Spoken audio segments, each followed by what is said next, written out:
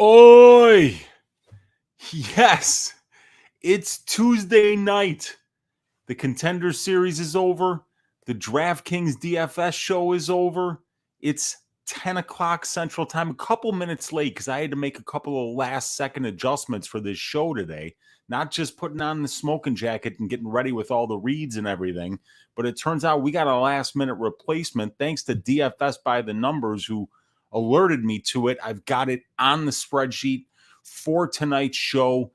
You know what that means, everybody. It's time for Just the Tip with me, your host, Uncle Weezy. We're going to break down all 11 fights on this UFC Vegas 40 card. We got the main event, Aspen lad against Norma Dumont. We got 10 other fights to go through. We got some people here in the chat with us. Let's see who's here with us to celebrate this Tuesday night after the Contender Series. Of course, we got my guy DFS by the Numbers here saying, I'm here for the Jordan Wright versus Julian Marquez breakdown. And of course, I told him, that it turns out that I've got some things to say about that fight. So you're going to have to stay tuned, But yeah, that's a banger of a fight. Can't wait for that one. We got my guy Rex Lee in the room. Uncle Weezy, maybe Portillo's. Oh, yeah. Need to go for some Portillo's Italian beef and sausage combo. If anyone is from the Chicagoland area, you know that Portillo's has some amazing Italian beef, and it's one of my favorite things to eat, Rex Lee. I am in, dude. You say when and where, and we're doing that, man. We got my guy Andrei. Big up yourself. What's happening, dude? Broke even on the Contender tonight. Cashed out my Slava Borshev single and double and switched it to Chris Duncan. It's good, though. Some very good spots for Vegas 40. Yes, there are, actually. I'm hammering some spots on this card. I am way, way more invested than I usually am. But I can't wait to talk about all of it with you guys. We got Kirby Eichholz in the room here saying, made enough on Contenders to buy myself a nice gumball. Looking for bigger wins this weekend. There you go, man. I actually, on the last event, I made exactly zero. I had 4.5 units invested, and I got exactly 4.5 units back for a break-even, make no money week. Bummer. But, I'm not planning on that being the case this week, you guys. I'm coming in with a chip on my shoulder this week. I'm telling you guys something. I got big bets. I'm laying it down. I've been promising myself when I see spots that I like that I'm going to hammer the shit out of them. And I did exactly that this week. So I'm going to tell you guys about it here shortly. And then let's see what else we got here. We got my guy Aldo in the room. Am I faded? Yeah, man, I am. I'm a little bit faded, but I'm telling you something. Even when I'm faded, I'm sharp. I'm ready to go, man. Yeah, it's Tuesday night. It's late. I've been working all day. A little bit faded, but ready to go, Aldo. And I'm happy you're here with us. And we got my guy, the GOAT, in the room, Mr. Tajik Bey. The guy is one of the biggest supporters of this community.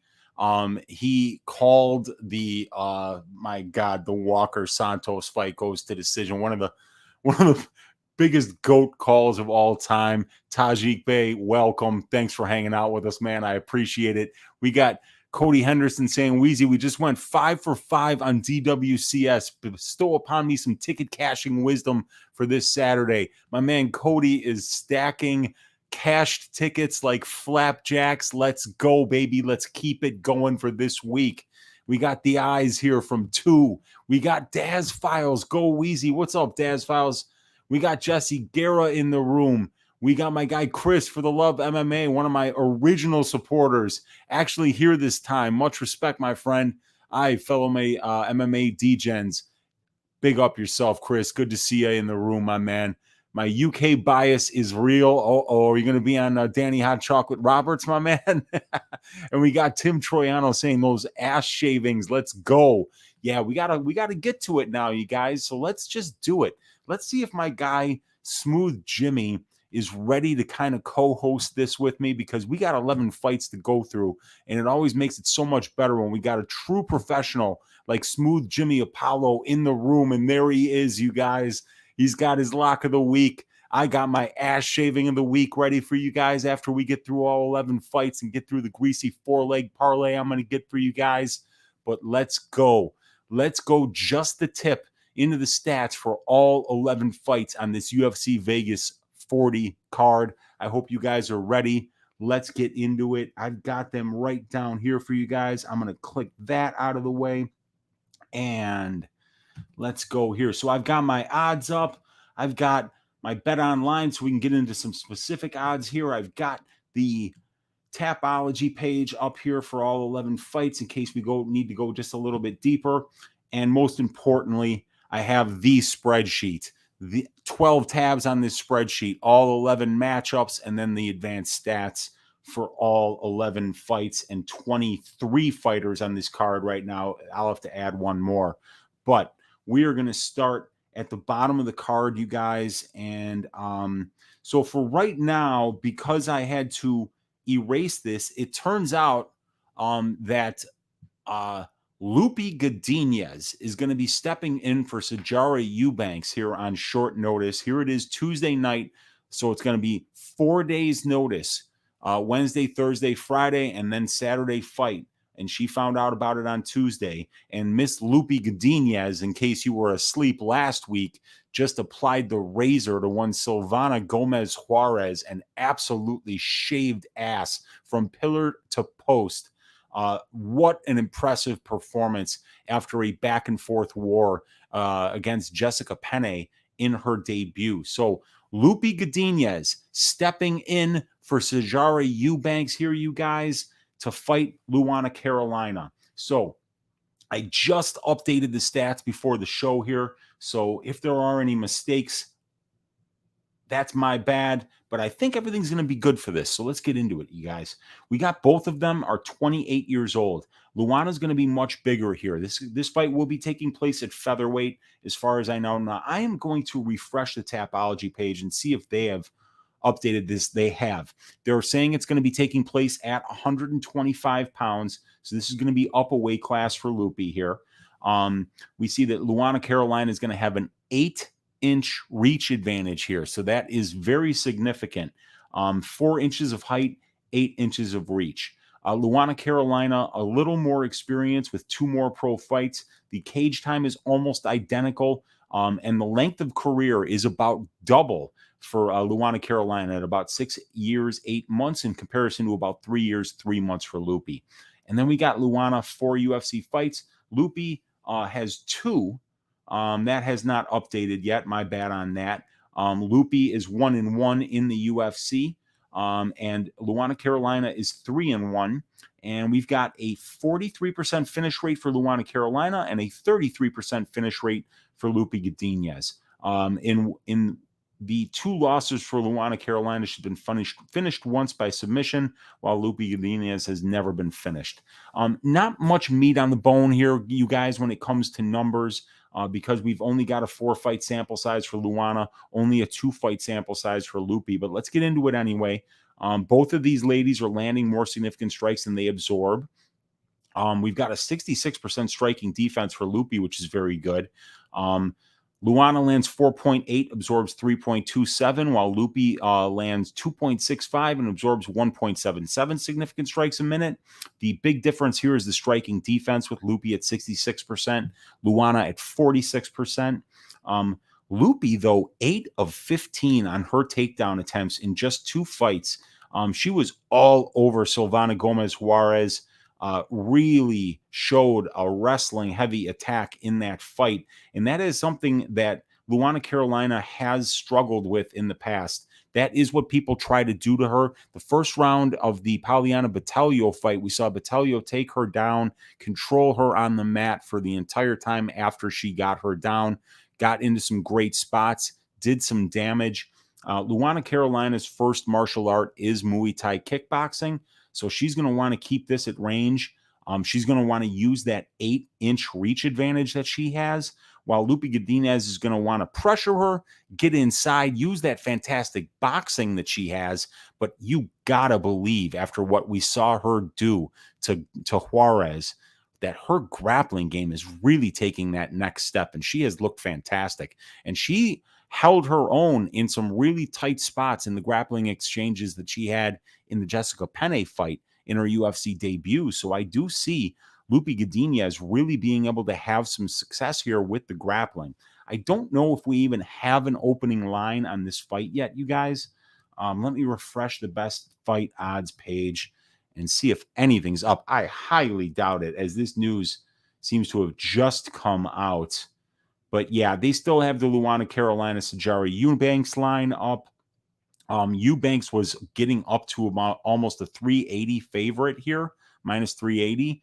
So we could probably expect Loopy Godinez to come in as a favorite, even though she just fought 1 week ago, or not even 1 week ago at this point. It's really just 4 days ago. She fought at like a 1 o'clock p.m.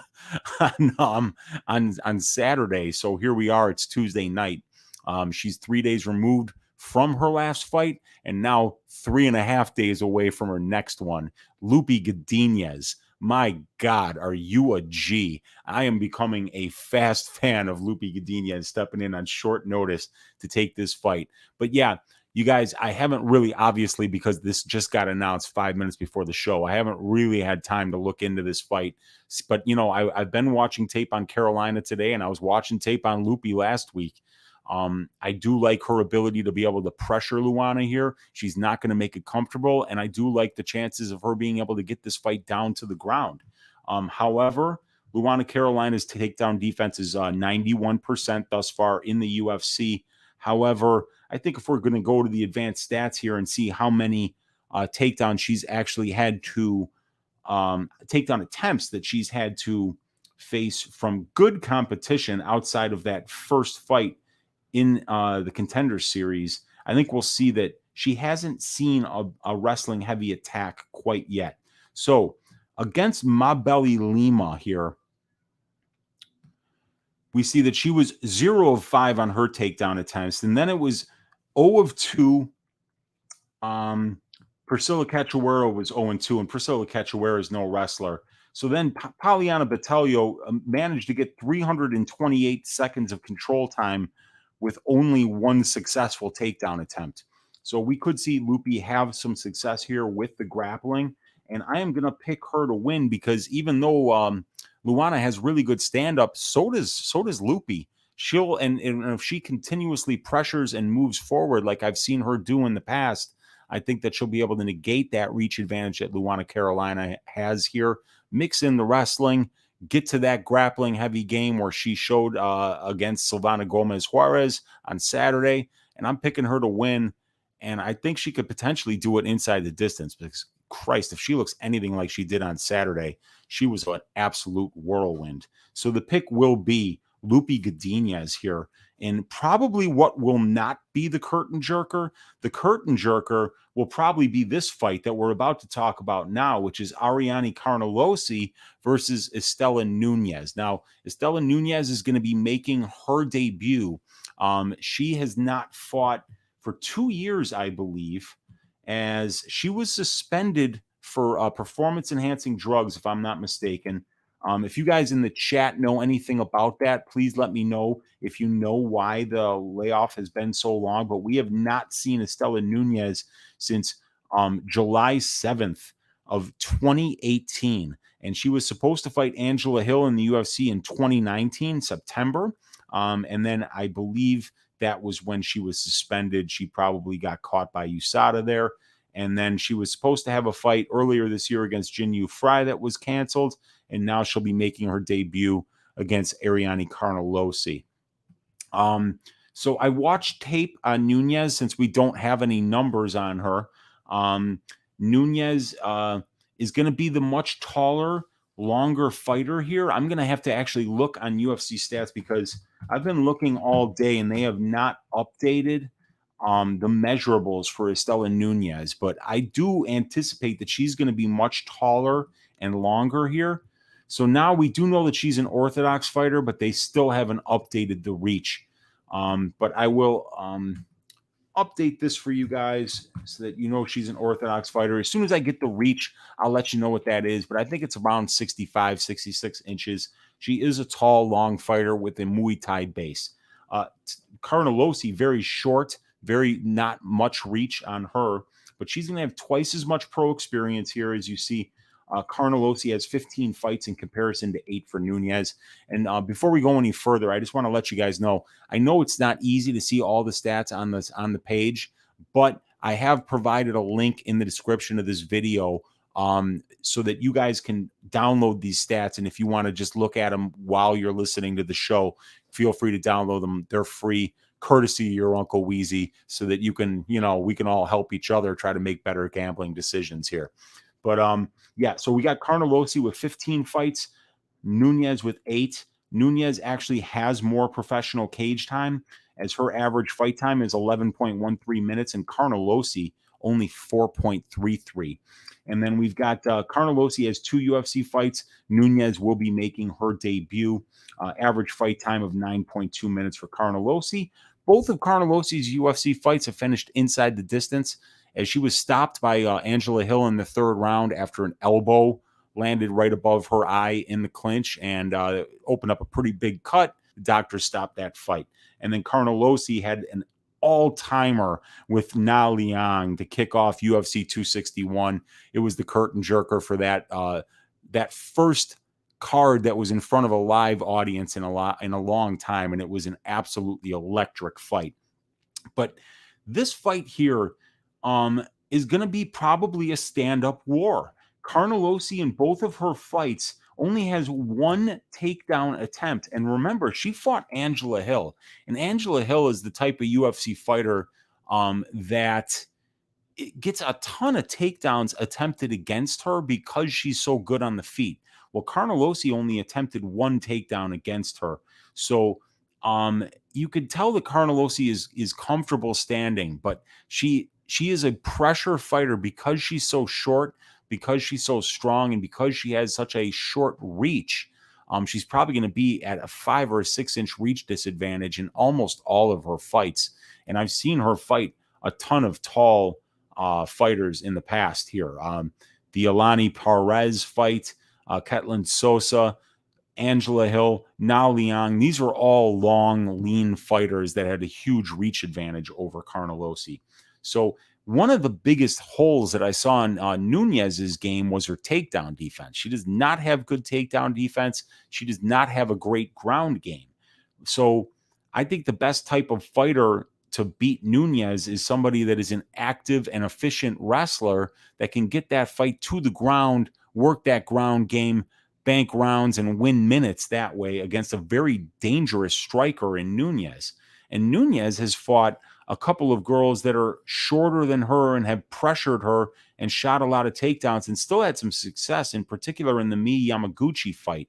Yamaguchi was taking her down, but Nunes was getting back up and was having a lot of success on the feet there. She won that fight by unanimous decision. Another one against Inyang was unanimous decision, but she was subbed on the ground by Angela Lee, who is the one strawweight champion.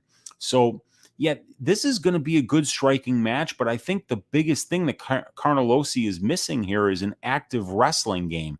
If she did that, I think that she could really take advantage of Nunes's weaknesses on the ground, but Nunes is still only 29 years old, so I do believe that she could be getting better. She could be improving her ground game. We haven't seen her now in 2.5 years, so it's hard to say what kind of improvements she might have made.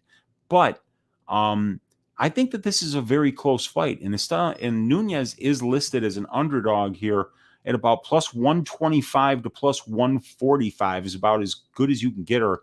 And right now, Carnelossi is minus 145 on Bet Online. That's the best line that you can get on Carnelossi.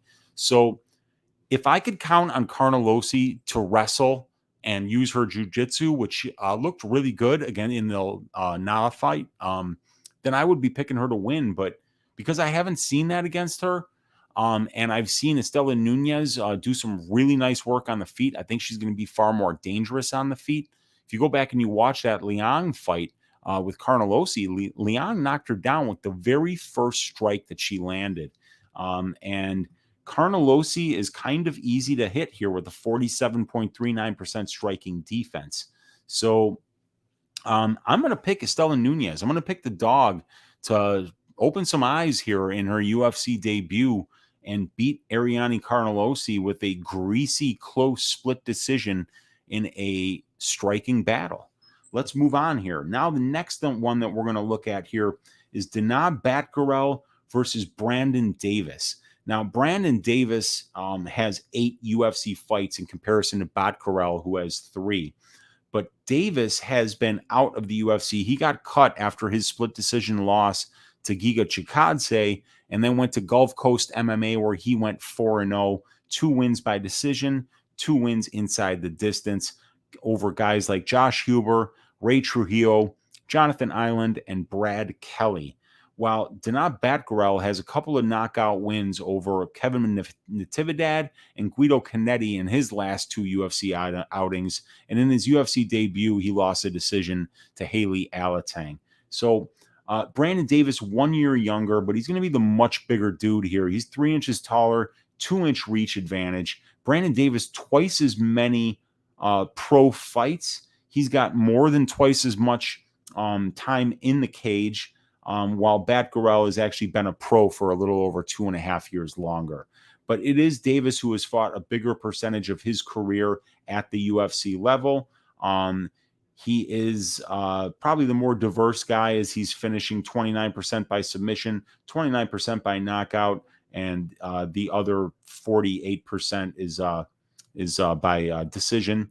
While we got Batgerel here at 78% finish rate, so 7 of his 9 wins coming inside the distance here, and both of his UFC wins coming by way of knockout. In these guys' 10 combined losses, we have only seen these guys be finished twice in those 10 combined losses. 2 of Brandon Davis's 8 career losses have come by way of submission. One of them was by a submission called the Sulayev stretch, which is basically like a knee bar that you get when you've backpacked somebody. And Zabit Magomed Shapirov got him in that really nasty submission. Not the kind of submission that can rip your hamstring right off the bone. Vicious submission there. But Brandon Davis is really good all around. So let's look at these numbers, you guys. Brandon Davis landing 4.65, absorbing 4.33 significant strikes, not accurate at 35%, but he's showing very good striking defense at just below 61%. He's never knocked anyone down, and he's been knocked down on 0.22% of his significant strikes absorbed. That means he's been knocked down once in 455 significant strikes absorbed. Batgerel, on the other hand, is showing some really great numbers.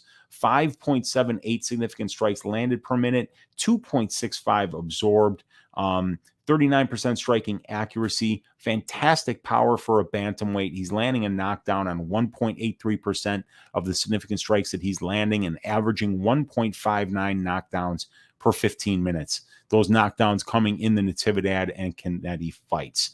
Batgerel has only attempted 1 takedown in 3 UFC fights, and he has been taken down 3 out of 7 times on the takedown attempts against him. So he's only showing 57% takedown defense, and he's been taken down 2.39 times per 15 minutes in his UFC career, being out-controlled at about a 15-to-1 ratio here, or really about 14-to-1, but only 1.15% control time for Danaa Batgerel, 15% control time against. While we see that Brandon Davis, 5 for 11 on his takedown attempts in 8 UFC fights, 45%. He's getting 0.71 per takedowns per 15 minutes, and he's getting 6% control time while being controlled about 4-to-1 ratio against at almost 24%. Brandon Davis's takedown defense is at 56%, so neither one of these guys has shown very good takedown defense thus far, but Batgerel has been facing just a little over 2 takedown attempts per fight, while Brandon Davis has been facing like 7 takedown attempts against per fight. So Brandon Davis's opponents have been way more active in the wrestling than Brandon has, but Brandon has had a little bit of success in his own right. So if we look at the strength of schedule here, we will see that Brandon Davis has fought the far tougher competition here. His overall ratio is a 1.56 in comparison to Batgerel's 0.5. The average opponent of a Brandon Davis is 3.5 wins and 2.25 losses, while for Batgerel, it's 1 win and 2 losses, a losing record. And these guys that Batgerel are beating, Natividad, Kennedy, very low-level UFC fighters with a 0.4 win-loss ratio and an average record of 1 win and 2.5 losses, while Brandon Davis's wins slightly better, but also not impressive as he has below a 1 ratio and a 2 and 2.33 average record is the guy that he's beating. So, but if we go to the advanced stats here and kind of take a little bit closer look at some of these guys that Brandon Davis is losing to, I believe it'll be down here. Let me look. Yeah, so that's Batgerel, and we see the wins over 0-2 Natividad and 2-5 Guido Kennedy, and a loss to 2-1 Haley Alatang. While Brandon Davis, the guys that he's lost to, Kyle Bochniak was his first UFC loss at 2-5, but then it's a murderer's row. Enrique Barzola 6-3, Zabit 6-0, Kyung Ho Kang 6-2, and Giga Chikadze 7-1. The combined records of the 5 guys that have beaten him are 27 wins and 11 losses. And if you throw out Bochniak, it's 25 wins and 6 losses. But the guys that he's beating, Randy Costa's an interesting win, a guy with a 2-2 record, a guy, who could be on the rise. He's spectacular. He's explosive. He's fun to watch. Stephen Ocho Peterson and Austin Arnett. So those wins, they're not much to write home about. But we do have to look and see that most of these fights taking place at 145 pounds. He's 1-1 at 135. He's got the win over Costa, and he's got the loss by split decision to Kyung Ho Kang. But you can see here that he was 1-for-1 on his takedowns against Kang, but it was Kang who got 3 of the 6 takedown attempts against, and a knockdown against Brandon Davis. And Brandon Davis is notoriously tough. So 50 strikes for him, 77 for Davis. So even though he outstruck Kang 77-50, he still lost the decision because he got out-controlled 381 seconds to 24. So the one thing I'm seeing in a lot of these losses for Brandon Davis, with the exception of Chikadze, is that, let's see, we see Zabit here, Barzola, and Bochniak. All 4 of these guys out-controlled him. 24 seconds of control time for Davis, 381 against. 0 seconds of control time for, 240 against. 53 for, 433 against. 8 seconds for, 230 against. So in those 4 losses, he's getting out-controlled almost 10-1. Or probably even a little bit more than 10-1. So lucky for him, that's not his opponent's game. So this is going to be a situation where if Brandon Davis can keep this standing, maybe he's the one who can initiate the wrestling. Maybe he's the one who can kind of take an idea of where this fight is going to take place and be the one who puts it in those positions. So, I just think that this guy, he hasn't fought somebody as big as him. And Davis is going to be much bigger than Danaa Batgerel here. Natividad much smaller, Kennedy very small, Alatang very small. So Brandon Davis is going to be the bigger guy. He's going to be maybe the more well-rounded guy, as we haven't seen Danaa go to his wrestling at all. He's going to be the guy who's fought the much tougher brand of competition here. And I think he's a little more diverse, has a little more ways to win here. So I'm going with my second straight underdog here, as I've already picked Istela Nunes. I'm going to go ahead and pick Brandon Davis. After being away for a while, I think he's just fought the better competition. I think he's got more ways to win this fight. And I think he's a cheeky little underdog bet here. And right now, we can get on Brandon Davis right around plus 150, plus 160 on BetMGM, plus 155 on DraftKings. And I think it's a little bit of recency bias baked into that line there, as Danaa Batgerel has crushed a couple of cans, but he did not look good in that Alatang fight, you guys. And I think Brandon Davis is the kind of guy that even if you crack him straight on the chin, he's not going anywhere. He's country strong, country tough, and he's got a chin, you guys. So I do see him, and he's never been knocked out.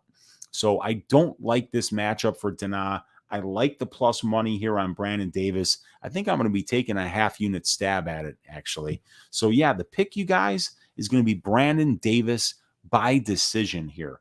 Let's move on to the next fight and see what we've got. Oh, boy, we've got a banger, you guys. Ludovic Klein, the fighting pride of Slovakia. Or is it Slovenia?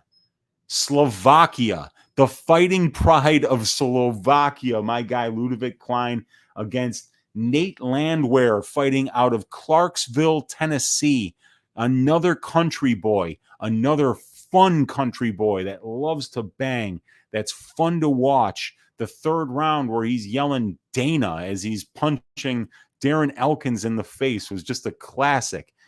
Nate Landwehr has not been in a boring fight, you guys. I do not anticipate this one being boring. It is going to be an absolute banger. Let's get into the numbers here. Ludovic Klein, 7 years younger, you guys. Landwehr will be 2 inches taller. Both of these guys have an identical reach at 72 inches. Klein, a southpaw. Landwehr, an orthodox fighter. We've got Klein with a slight experience advantage at 20 fights in comparison to 18. But it's Landwehr who spent a lot more time in the cage as a pro at 202 minutes of cage time in comparison to 111 for Klein. The career length is longer for Nate Landwehr as well. So even though Klein's been the busier fighter, I think it's fair to say that Nate Landwehr has got a little more experience as he's been in the game longer and in the cage longer. And he's fought 1/6 of his career at the UFC level, while for Klein, it's 1/10. And we see, about the same amount of cage time in the UFC thus far. Right now, Nate Landwehr has been finished in both of his UFC losses, and he's been finished in 3 of his 4 losses overall, while Ludovic Klein has been finished in 2 of his 3 losses.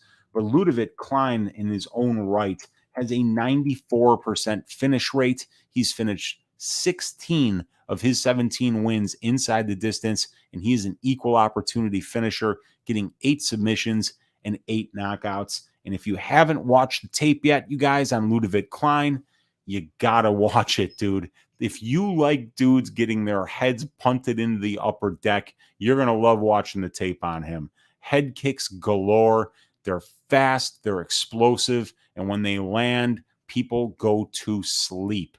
And Nate Landwehr has been slept by 2 straight knees right up the middle. He's been susceptible to those big head shots because the striking defense hasn't quite been there yet for Landwehr thus far. He kind of throws his hands down. He throws caution to the wind. He moves forward. But as a result of that, he is very hittable. And Ludovic Klein is not the kind of opponent you want to have when you are hittable.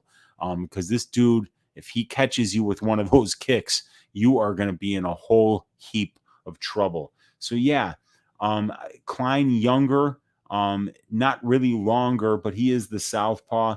The experience, very close. Klein, the much better finisher, the much more diverse finisher, as Nate Landwehr has never submitted anybody and knocked out 57% of his wins. So 8 of his 14 wins coming by knockout. But Nate Landwehr has also been finished in 3 of his 4 losses. Ludovic Klein finished in 2 of his 3 losses. That's 5 of 7 losses coming inside the distance, you guys. Not bad. That's about 70%. So I think that anything better than, a minus 210 on the fight doesn't go to decision could be someplace where we find an edge here. That would be something I'm going to look at. We'll have to look at the line after I'm through yapping about this fight. But yeah, since we only have about 5 fight sample size between the 2 of these guys, we're not going to pay too much attention to the numbers, but we do see a ton of volume on the Landwehr side. 7 strikes landed, 7.67 absorbed. We see a lot of power on the Klein side, having had a knockdown in 54 significant strikes landed. So 1.85 knockdown per total significant strikes landed percentage and 0.92 knockdowns for 15 minutes. And we see that Nate Landwehr has been knocked down twice in the 143 significant strikes that he's absorbed. So Ludovic Klein by knockout, or Ludovic Klein by, or inside the distance, I should say, are probably the ways to play this if you're on the Klein side, just to get a little bit of value, because the line is kind of wide. I know he's about a minus 300 favorite here. Klein did get some takedowns in the Trezano fight. He was 4 of 7 on his takedowns. He has not been controlled even 1 second yet of his UFC career. And we do know that Nate Landwehr, known for having very good takedown defense, 85% thus far in the UFC. He's successfully defended 12 of 14 takedown attempts against. But the fact that he's never knocked anybody down thus far in the UFC, and that Klein hasn't been knocked down, and that Klein really does have the much better, crisper striking, I believe that Ludovic Klein is going to win this fight inside the distance by knockout. And I think if you're playing this, the fight doesn't go to decision is a good look. And we'll see what that line is at right now. The fight doesn't go at an aggregate. It is about minus 182. And I really think that there's some value there, maybe up until the minus 210, minus 215 range. And then let's see what Klein is inside the distance and by knockout. Klein by TKO minus 105. Klein inside the distance minus 115, but you can get minus 110. So I don't think you have to be greedy and just look for the KO, because maybe he knocks him down and then gets a choke, and we have to remember that half of Ludovic Klein's finishes have been by submission. So probably the safest way to play this, since you're barely getting any juice or you're barely getting paid at all to get the TKO prop, is just to go Klein inside the distance and minus 110. So that'll be my bet. Klein inside the distance, minus 110. I think he gets it done inside the distance. And I do like the fight doesn't go to decision at minus 175. I think that's a really good price as well. Let's see what you guys are saying here in the chat. I've been, I do have to kind of like when we do just the tip, there's 11 fights to talk about, and I do have a lot of numbers on each of them, and I don't want to keep you here for 2 hours. So, I kind of just try to stop off in the chat a couple of times. Yeah. And let's see what you guys are saying about these first couple fights. Nunes might need those steroids. Let's see. Thomas Howard saying, I love Loopy. She's a local girl. Trained with her a few times. Oh, dude, she's a beast, man. She looked so good in that last fight, Thomas. I'd be interested in hearing more about what she's like to train with. Mark Schillingberg, what's up, dude? Saying, Weezy, what's up? I'm displaced in a hotel room with the fam because power got knocked out from an idiot construction worker. Picked up the phone on your night immediately better. Let's get it. I appreciate that, Mark. And hopefully that power situation gets fixed quickly and you and the fam can get back to home sweet home. Chris, for the love, saying, if I train with her, I may find out I like being choked and hit by a beauty. Just playing, but damn, my BJJ trainer was a beauty. I enjoyed that. I'll bet you did, man. I'll bet you did. Everybody laughing at my man Chris. With him, I should say, not at him. And my guy Billy Briz saying, smoking jacket, SZN. You got that right, my man. It's just the tip. We always got to get dressed up for the sensual prelude to the Balls Deep breakdown. Luke saying, Carnelossi so muscular, Nunes might need those steroids. Yeah, well, she's going to have to be off them in order to be able to show up for this fight. And that's one of the many reasons you're the man, Unc. Always just looking out, free stat models and shit. Yeah, man. Well, it's us, We're trying to get some money off these bookies. And these bookies, they got enough money, dude. They're killing everybody else. Why let them kill us too? Let's look at as much information as possible here. And let me get some water down the gullet, man. I'm talking too much.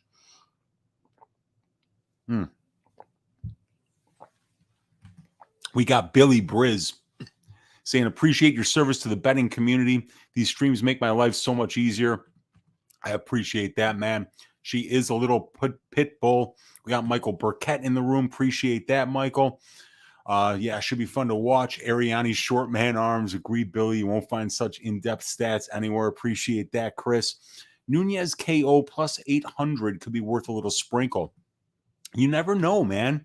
No doubt, Weezy gets after it, Chris. My guy, you were all I could think about during that shit show 2 weeks ago.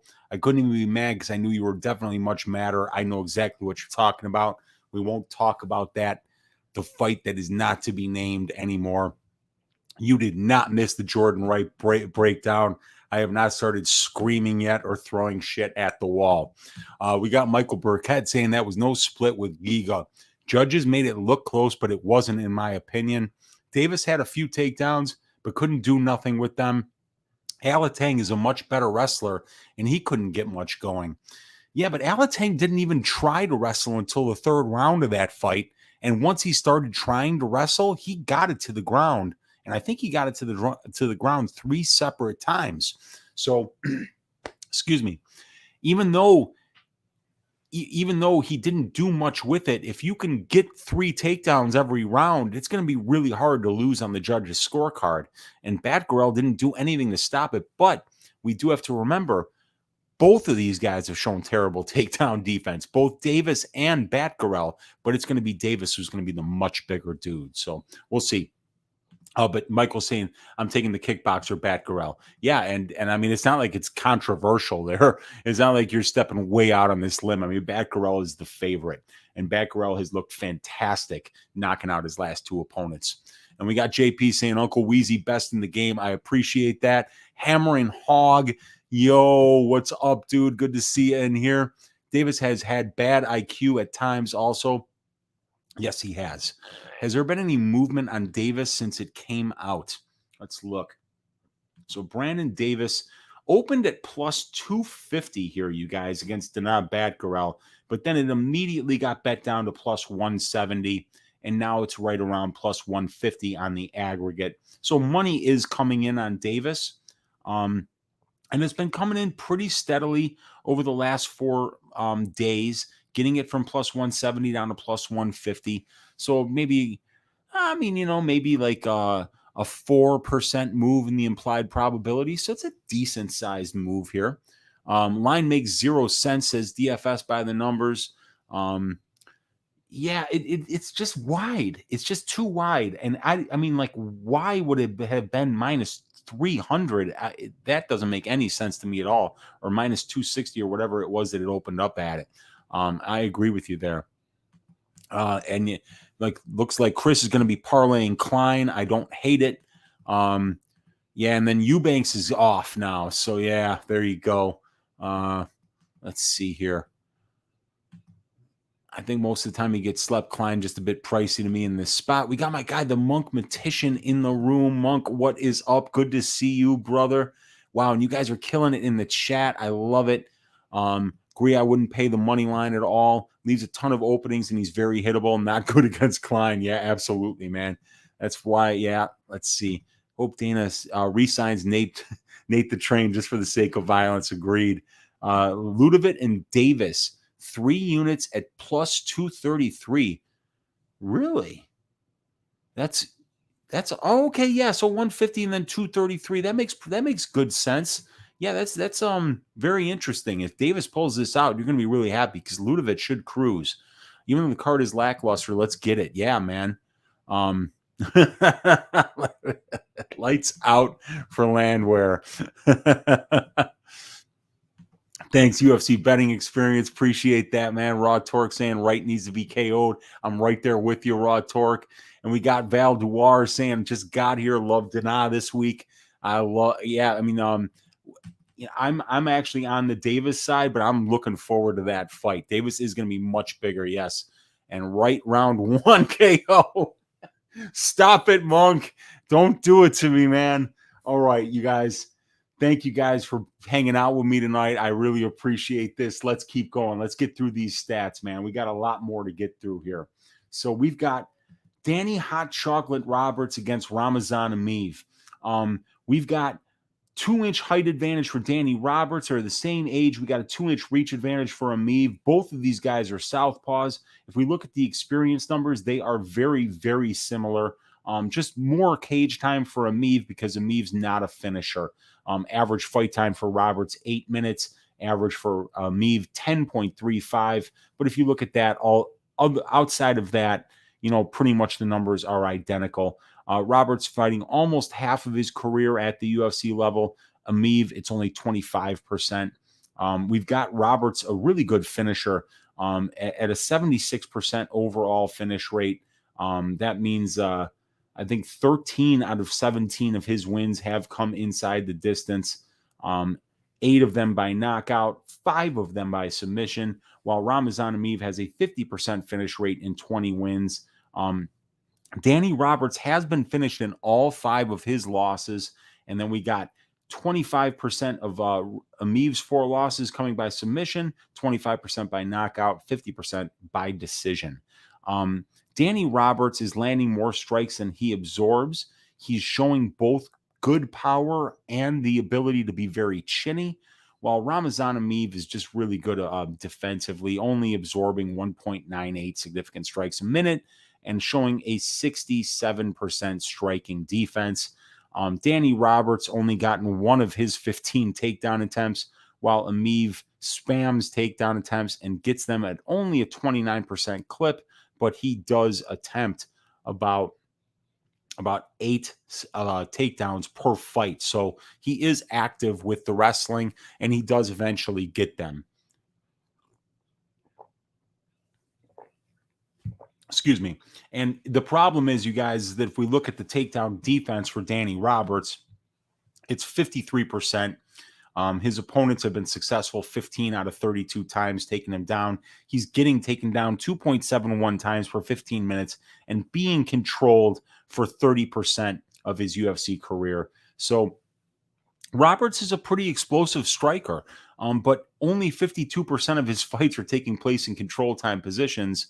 And Ramazan Emeev is very good defensively on the feet, and he's out controlling his opponents at about a 5-to-1 ratio here.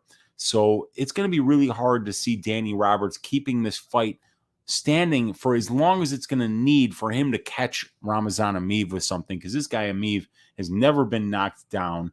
He's only been knocked out once in 24 fights, and he's just really good defensively. And the second he doesn't like how it's going on the feet, he will just start chaining together takedown attempts until he gets you to the ground.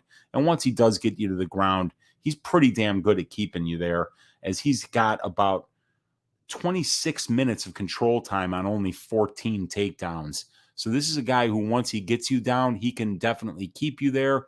He can win minutes, and he can bank rounds with that wrestling. And also, he can win minutes and bank rounds on the feet because he's so hard to hit and because he's so good defensively. So if we look at the strength of schedule numbers here, we're going to see that Ramazan Emeev has fought the better competition overall, fought the more experienced competition overall, and has the far better wins. If we look at the combined records of guys that Danny Roberts has beat in his 6 UFC wins, they have 3 wins and 11 losses, and that's if you throw out the Roberts fight. So I think that combined records of the 6 guys that he's beaten in the UFC might be 3-17. Let me look at that and check for sure. So Luana, Carolina, Sajara Eubanks, there's Emeev. Yes. So the wins for Danny Hot Chocolate Roberts against Zelim Imadaev, 0-3. David Zawada, 1-3. Oliver Enkamp, 0-2. Bobby Nash, 0-3. Dominique Steele, 1-4. Nathan Coy, 1-2. So in those 6 wins, he's never beaten somebody with a winning UFC record.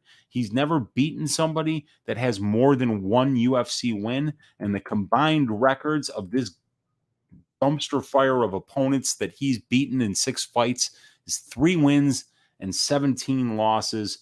Probably one of the worst strength of schedule numbers in my entire database. So yeah, that's rough. By the numbers, that stinks on ice. While Ramazan Emeev is beating guys that have about a 500 record, so he's not exactly beating a murderer's row in his own right. Definitely losing the competition with winning records, both of these guys. But yeah, the strength of schedule better for Emeev, the defense better for Emeev, the ground game and wrestling better for Emeev, the experience almost even, and the tail of the tape almost even. But Danny Roberts, the slightly better finisher. This should be Ramazan Emeev. If you're looking to bet Emeev, the decision prop is something I would caution you to stay away from. Don't get greedy, because Danny Roberts has been finished in 100% of his pro losses. All 5 of his losses have come inside the distance, 3 by knockout, 2 by submission. So when things don't go his way, he will find that door. And Ramazan Emeev, even though he's never finished anybody yet in his UFC career, this could be the first time. So if you're on that Emeev side, don't get greedy and bet that decision prop, because you might be really pissed off if Roberts finds the door for the 6th consecutive time when he loses. So the pick is going to be Ramazan Emeev. I will say by decision, because I don't exactly know how he would finish this fight, but I would just touch the money line if that's how you're looking to bet this, and he could even be a parlay piece here. Let's move on to the next fight. Now, I did a balls deep breakdown of this fight yesterday on my channel, Andrew Sanchez versus Bruno Silva. It's a fight that even after digging way into the numbers here, I have a problem coming up with who's going to win this fight. Andrew Sanchez is a very good grappler, a guy with a great college wrestling and Pan Am BJJ career. He was an IBJJF champion, Pan American champion. He's a two-time college champion, NAIA, 4-time All-American in wrestling. And he's got way more experience at the UFC level. 9 of his 18 pro fights have come at the UFC level, while for Bruno Silva, it's 1 out of 26. Now, it's not to say Bruno Silva hasn't fought some high-level competition outside the UFC, because he definitely has. But Andrew Sanchez has been fighting a much higher percentage of his career at a much higher level. The tail of the tape is almost identical. Bruno Silva has more experience, but less cage time. And as far as finishing goes, Bruno Silva's fights, he's a finisher and he gets finished. 17 of his 20 wins inside the distance by knockout for Silva. So he's a knockout king, but he's been finished in 5 of his 6 losses, and all 5 times by submission.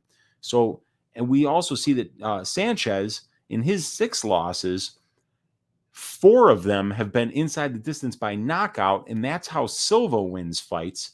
And we see that Sanchez, when he wins fights, though, especially in the UFC, he's not a finisher. His only finish came in his last win against Wellington Turman. He knocked him out, but all of 4 of the other wins were by decision. So you could see Sanchez potentially getting a submission here, even though we haven't seen Andrew Sanchez submit anybody since I think like the first 2 fights of his career. He has not really submitted any high-level opponents. As a matter of fact, we haven't even really seen him have much success with his wrestling at all lately, which really bothers me, because I believe if Andrew Sanchez wants to win this fight, he's going to have to go to a very wrestling-heavy approach. He's going to have to be very efficient with those takedowns, because one thing that we've seen Andrew Sanchez do is gas out, and we've seen it happen over and over and over again. And when you're pushing a wrestling-heavy game plan at the middleweight division, it is a very exhausting thing to do, to try to take down, giant individuals like Bruno Silva, pick them up, throw them down, and then hold them down. So that's very exhausting. So I don't like this fight for Sanchez, because he's going to have to do something successfully that we haven't seen him do in the UFC in quite a long time. And that's get takedowns and get control time, and accrue a ton of it, because Bruno Silva is just too dangerous on the feet. Let's look at the last 5 fights for Sanchez here. 0 of 2 on takedowns against Muradov, 0 of 1 against Turman, 0 of 2 against Vittori, 2 of 8 against Barrio, and 0 of 6 against Marcus Perez. So if you add up those last 5 fights, all fights from 2018 on, Andrew Sanchez is 2 of 19 on his takedown attempts.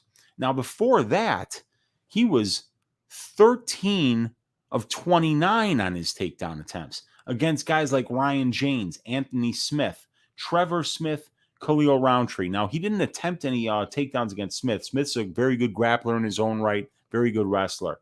But Roundtree, not much wrestling. Anthony Smith, historically piss poor takedown defense. And Ryan James, in and out of the UFC, not much, he really should be 1-3. Most referees would have stopped that fight.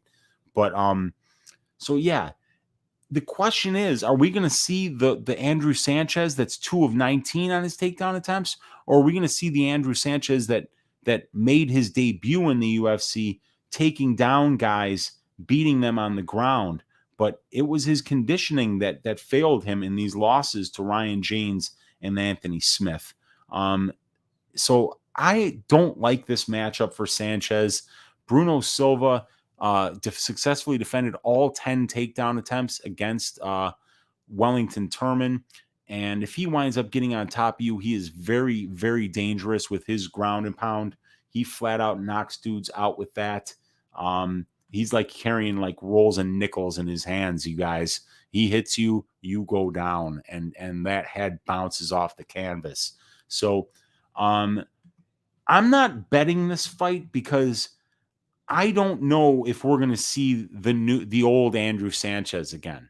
Because if we do see that old Andrew Sanchez and he brings a newfound gas tank to back up that wrestling heavy, grappling heavy game plan that he's going to need to employ in order to beat Bruno Silva, then I think he wins this fight. And I actually think he wins it fairly easily.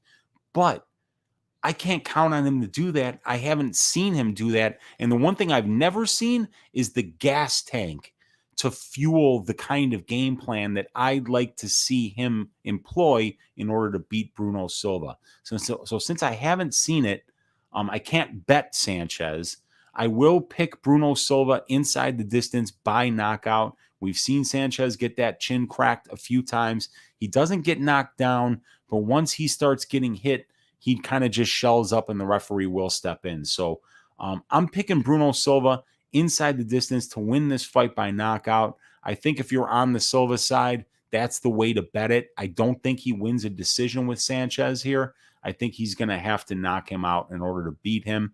And I think that if Sanchez wins, it'll be with that wrestling game and that maybe he'll submit Bruno Silva, but maybe he'll ride out a decision as well. But yeah, the pick is going to be Bruno Silva inside the distance by knockout. If you want an even longer analysis of that fight than what I just gave you, check out my channel. Yesterday, did a balls deep breakdown of that fight. All right, you guys. Julian Marquez versus the Beverly Hills Ninja, Jordan Wright. Here we go. Tail of the tape. Jordan Wright's got a 5-inch reach advantage. If we go to the experience, in 14 professional fights, Jordan Wright has only amassed 26 minutes of cage time. 1.86 minutes average fight time for Jordan Wright. He fights like he's triple parked on the expressway. He is in and he is out. And if he doesn't get you out of there early, he will go searching for that door. And he will find it faster than just about anybody that wouldn't be named Charlie Ontiveros. So let's get into these finish numbers for both of these guys. An absolutely huge statistic that we need to look at here if we're going to find what should be one of the best bets on the card. We have got a 100% finish rate for Jordan Wright. 58% by knockout, 42% by submission. We have got a 100% finish rate for Julian the Cuban Missile Crisis Marquez, 67% by knockout, 33% by submission. Jordan Wright has 2 losses. They have both come inside the distance by knockout to Joaquin Buckley and Anthony Hernandez. So Wright has been finished in 100% of his pro losses, and Julian Marquez has never been finished. It's the 1.86 minutes average fight time for Jordan Wright that should, have you screaming fight doesn't go to decision here. This guy has never even seen the 7.5 minute mark of any fight in his 14 fight career. He's Clint on the Die Hard MMA podcast called him a glass cannon. And I went a couple of steps further than that on Stat Diggers and said that I had heard he had been knocked out by a hot shower. Now, That may not be true, but it kind of sums up how I feel about this guy's versatility or ability to kind of thrive in bad situations. Look, Julian Marquez is somebody whose toughness will never be questioned. And the guy that's going to be across the cage from him is a guy whose toughness will always be questioned, especially by me, Uncle Weezy. I am not on the Jordan Wright side here. I think this is an absolutely terrible matchup for him. Let me highlight one statistic here. Jordan Wright has been knocked down on 4.69% of the significant strikes that have been landed against him. So that means he has been knocked down 5.26 times per 15 minutes. So basically, if you land something, this guy is going down. He's not standing up on the feet. He's a great hammer and a piss poor nail. This fight is not going to decision. This fight is probably not going to even see the end of the first round. Julian Marquez is a pressure fighter, and Jordan Wright does not deal well with pressure. Jordan Wright, if you were to hit somebody in the head with a 2x4, it might take you 20 or 30 cracks to get Marquez to go down. If you walk up to Jordan Wright with a 2x4, he's just going to run in the other direction. So, this to me, the X factor is the ability to take a punch. You got a guy here with a Homer Simpson head, and then you got a guy here that gets knocked out by a hot shower. You guys, it's Julian Marquez inside the distance, probably in the first round, if not the first round, early in the second round. The under 1.5 is a great bet here. The fight doesn't go to decision is a great bet here. Julian Marquez money line is a great bet here. Julian Marquez inside the distance is a great bet here. And you know what else is a really great bet if you want to hedge is Jordan Wright by first round knockout, which I got at 13-1 today for a quarter unit sprinkle, because it's just nice to know that that's his only win condition. This guy's average fight time is 1.86 minutes. He's incredibly dangerous in the first 90 seconds of a fight. And then after that, he's really not that dangerous. So my pick is going to be Julian Marquez inside the distance. If Jordan Wright proves me wrong for the third straight time, he will be the second name on the list right underneath Abdul Razak Al Hassan. And I will hate him for the rest of my life. But I'm not planning on that happening. I've got a 2-unit bet on the Julian Marquez money line. I have got a 2-unit parlay on Julian Marquez money line and the Manon Fiorot money line, which we're going to talk about next. And I've also got a 3-unit bet on the fight doesn't go to decision for this fight. I am 7 units deep. I'm sorry, 7.25 units deep, because I also sprinkled a quarter unit on Jordan Wright by first round knockout.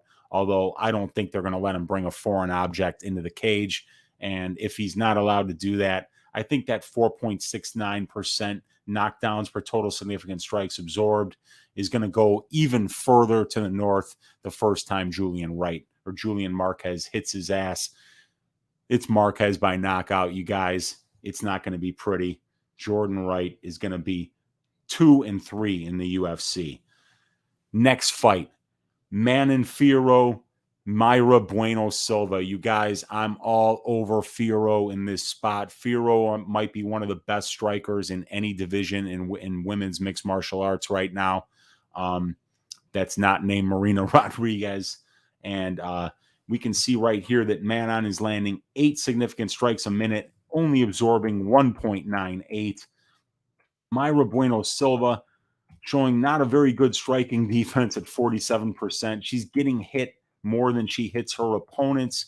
This is a big step up in competition for Manon Fiorot, but And Mayra Bueno Silva is very dangerous on the ground. But you guys, the biggest stat that we have to look at here is Mayra Bueno Silva, 0 of 0 on takedown attempts. We got a 5-fight sample size here where she has never attempted a takedown.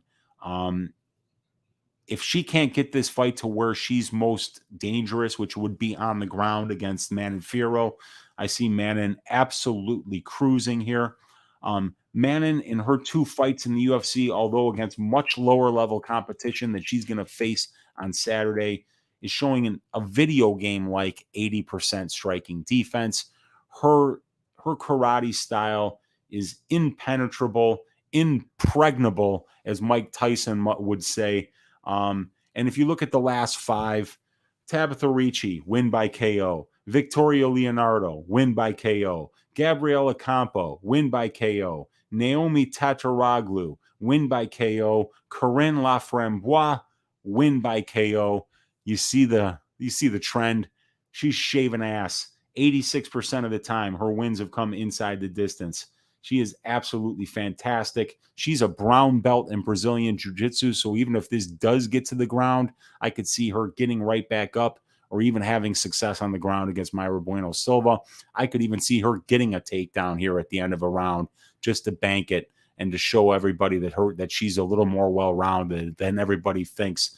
Manon Fiorot is one of my favorite prospects. I am predicting her to cruise here in a huge step up in competition against a very capable, very tough Mayra Bueno Silva, who's 3-1-1 in the UFC and has fought the much better brand of competition. But it's not Manon Fiorot's fault that she's shaving these asses. She can only fight the girls that they put in the cage with her. And she's going to take this step up in competition and take it with class. I'm picking Manon Fiorot. I'm picking her to win by decision, but I think it's going to be one-sided, pretty much pillar to post, Manon Fiorot. So we've got 3 fights left, you guys. This one here, Jim Miller versus Erick the Ghost Pepper Gonzalez. Very interesting here. Gonzalez going to be the much bigger guy. He's definitely got the tail of the tape advantage here, being 9 years younger, 3 inches taller, and a 3-inch reach advantage. Obviously, the experience is not even close. Jim Miller, this is going to be his 50th professional fight. Excuse me.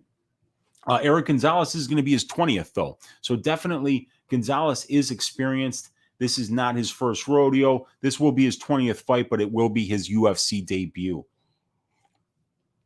Now, Gonzalez, in his last couple of fights, he's got fights over guys, names like Humberto Bandone and Rafa Garcia. So he's actually had fights against UFC level competition, but he did lose those fights to Bandone and Garcia. And his wins were over guys that are not UFC level. Samuel Alvarez, Ozil Rodriguez Lopez, Milko Tukto, and Yoel Jimenez. So Gonzalez is kind of wild. He throws everything into every strike. He's kind of slow, not technical at all, but he is very powerful. And if he hits you, he will try to finish you. He will empty the gas tank, getting you up against the cage, trying to finish the fight. He hits hard, but he's wild. The best word I can use to describe Gonzalez is that he's wild. And if you go back and you watch the Rafa Garcia fight, he got taken down every single time Rafa shot in. He got taken down and like bodied, not just taken down, but bodied. And, you know, Garcia made some mistakes, was trying to submit him, but really wasn't favoring position over submission. And he got sloppy on the ground, let him up a bunch of times. But it was a great fight, the Gonzalez-Garcia fight. But if Jim Miller gets him down, I think he's going to submit him almost immediately. Jim Miller's at a completely different level on the ground. Erick Gonzalez is not high level on the ground, and he has terrible takedown defense, you guys. Jim Miller, over a 37-fight sample size, has gotten his takedowns at a 43% clip. He's getting 23% control time, 1.63 takedowns per 15 minutes, and even more important, 1.83 submission attempts per 15 minutes. So Gonzalez has got the tail of the tape advantage here.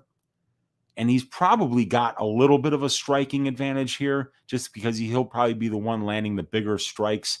But everything else is Miller. Strength of schedule is Miller. Grappling is Miller. Finish is Miller.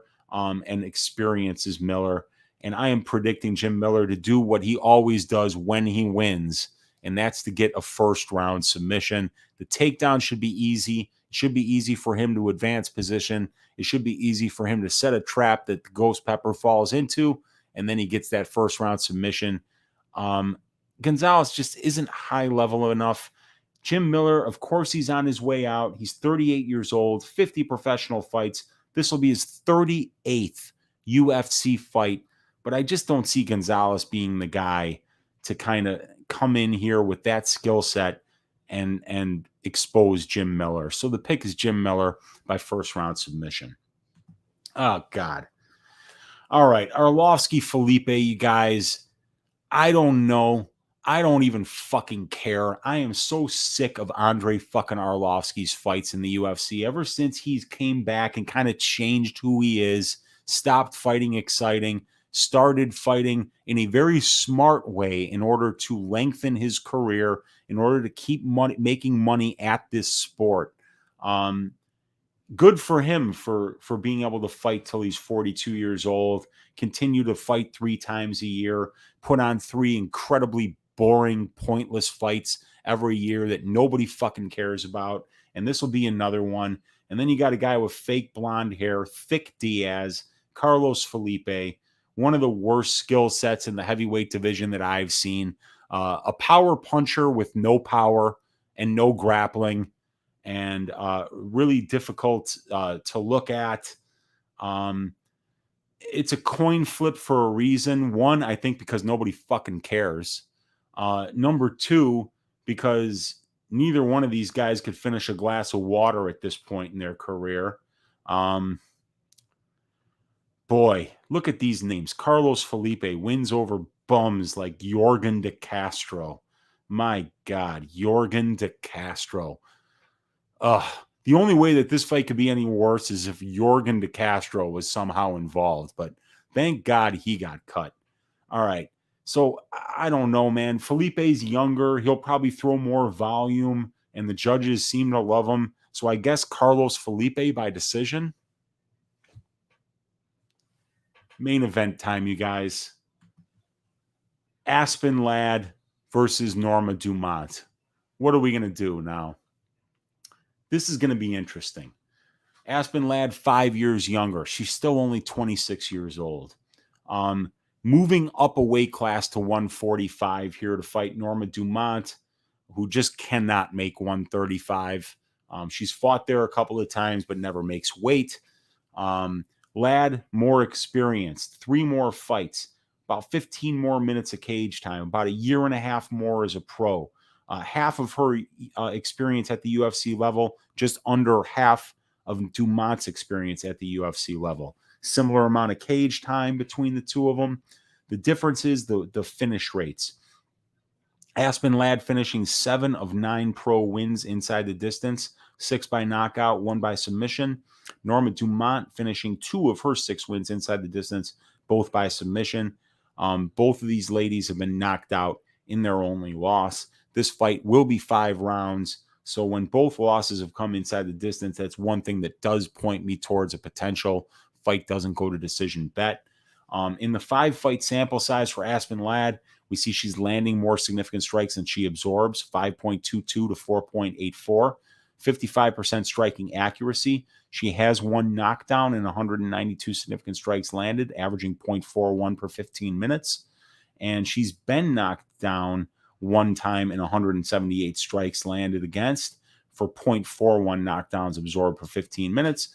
Norma Dumont also landing more strikes than she absorbs, but at a much better ratio. 5 landed, 2.86 absorbed. She's also got a little power in her own right, having landed 1 knockdown and 167 significant strikes. And she's been knocked down once in 96 significant strikes absorbed. So we've got, a 67% striking defense for Norma Dumont compared to a 46% striking defense for Aspen Ladd. Now, if you've watched both of these ladies fight, you'll know that Norma Dumont looks way better on the feet here. She's got the crisper striking. She's going to have a 1-inch reach advantage. She hits harder, and she's just got better technique. And she throws more kicks, while Aspen Ladd kind of throws short punches. They are straight. But she does tend to use her striking to kind of get into the clinch, get into control time positions where most of her fights take place. So the stylistic matchup here, what you guys, is whether Norma Dumont can keep this fight standing at striking distance, or whether Aspen Ladd's going to have her way by having this fight take place mostly in the clinch. She's going to try to drag it to the ground, use that really good ground and pound and advancing position game that she has when she gets fights to the ground. She's consistently landing shots, advancing positions, and going for submission attempts. So if Aspen Ladd does get this to the ground, she's going to have a big advantage there, especially if she winds up on top. But the question is she going to be able to get it there? Aspen Ladd's fights in a 5-fight sample size in the UFC have taken place in control time positions 72% of the time. So this is exciting if you're on the Ladd side, because you know that Aspen Ladd is just a mediocre striker. But if she fights to her win condition, she's going to have a much better chance of winning. And her fighting to her win condition is making the fight scrappy, not being striking at distance where she's going to be at a disadvantage, but in the clinch, trying to drag the fight to the ground, trying to stay on top, use that ground and pound, advance positions, use the jiu-jitsu. And we see it in the numbers here, you guys. It's right here on the page for us to see. She's gotten 75% of her takedown attempts thus far, 6 of 8. 2.45 takedown attempts per 15 minutes, or takedowns landed per 15 minutes, and 1.22 submission attempts for 15 minutes. So once she gets you down, she's very active trying to finish it with ground and pound and submissions. And against, she's been taken down 2 of 6 times. So that's 2/3 takedown defense. 0.82 times for 15 minutes she's getting taken down, and she's been controlled 27.5% of the time. Norma Dumont's fights are taking place in control time positions about 33% of the time. So you see the difference there. 72% to 33%. So the question is, what percentage of this fight takes place in control time positions? And if Dumont can have just as much control time as Ladd, I still think Ladd will get the advantage of that time. She's more active and more dangerous when she's in control than Dumont has been. But Dumont has been good getting takedowns in her own right. 4 of 10 on her takedowns, 1.79 per 15 minutes for, out-controlling her opponents at about a 2.3 to 1 ratio. So it's very good. While Aspen Ladd is like 1.8 to 1 ratio of her control time. If we look at the level of competition, Aspen Ladd has fought the much tougher competition, plain and simple. This is a very difficult fight to call for me, you guys. What's Dumont going to look like on the scales? What's Aspen Ladd going to look like on the scales? Aspen Ladd just tried to weigh in less than 2 weeks ago. It was a complete disaster. So now she's got to cut weight again to try to make 145. She's coming off a long layoff, reconstructed knee with MCL and ACL tears, up a weight class. Will her wrestling translate up here? This thing is a huge stay away from me, you guys. I am not touching this fight with a 10-foot pole. The pick is going to be Aspen Ladd, because I think she's going to do everything in her power for the full 5 rounds in order to fight to her win condition, in order to do what she needs to do in order to make herself comfortable and Norma Dumont uncomfortable. The one thing that Dumont's opponents have not done thus far is try to take her down, which is fucking stupid. The Felicia Spencer fight was a disgrace. Worst game plan I've ever seen. Felicia Spencer, no takedown attempts. And despite the fact that she had no takedown attempts, when the fight did get to the ground because a kick was caught, she wound up getting like 2.5 minutes of top control time and made it look easy. So the fact that she tried no takedowns is just awful. That's not going to happen against Aspen Ladd. But there's way too many red flags on Aspen Ladd for me to bet her here. But I am going to pick her to win, and I will pick her to win inside the distance. So that's it, you guys. We made it through all 11 fights. We're about an hour and 20 minutes in. There are almost 50 of you guys in here hanging out with me on a Tuesday night. I'm humbled. Thank you guys for hanging out on a Tuesday night with me. This is awesome. If you guys could leave a like, if you guys haven't subscribed to the channel, please do. That means a lot. But let's try to figure out a nice greasy 4-leg parlay for you guys here now. So let's see here. What am I seeing? What can I see for a nice little greasy parlay here? Why don't we start? Let's just start here with one guy that just does nothing but win fights in Ramazan Emeev. Let's throw Ramazan Emeev's money line in there. And let's throw the fight doesn't go to decision for Marquez Wright. Let's do another money line here, and it's going to be my girl, Manon. Come on, man. Manon Fiorot money line over Mayra Bueno Silva. I see her winning this fight every time. And let's see here. What will the fourth leg be? Sanchez Silva fight doesn't go to decision? No. Lad Dumont fight doesn't go to decision? That could be interesting. Maybe that's what we do here. Loopy Godinez. I don't even know what the Loopy Godinez money line is here, but after that performance last week, oh man, I really like her to win this fight. Let's do that. Let's say that Godinez money line, the Emeev money line, the Fiorot money line, and the Marquez Wright fight doesn't go to decision.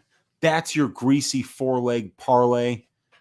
Let's do it. And yeah, and Bryce Flagg is saying Miller is a good parlay piece in my opinion. And you know what?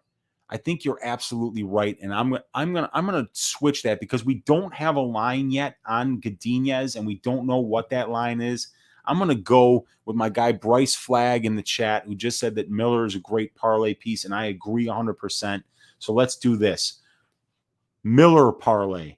It's gonna be the Miller money line, the Fiorot money line, the Emeev money line, and the fight doesn't go to decision for Marquez Wright. That's your greasy 4-leg parlay, which leaves us with one order of business left on this Tuesday night, you guys. 52 of you guys hanging out in here for what will be the highlight of the show, and what is the highlight of the show every damn week here on Just the Tip with your Uncle Weezy on Tuesday nights. It's Uncle Weezy's ass shaving of the week. Which one of these fights is going to be the most one-sided? Which one of these fights is going to have you saying, whoa, that dude or that chick just got their fucking ass shaved clean with no cream, no warm-up, just a rough shave of all the ass hair off? Well, what's it going to be, you guys? I know you guys already know, don't you? You guys already know.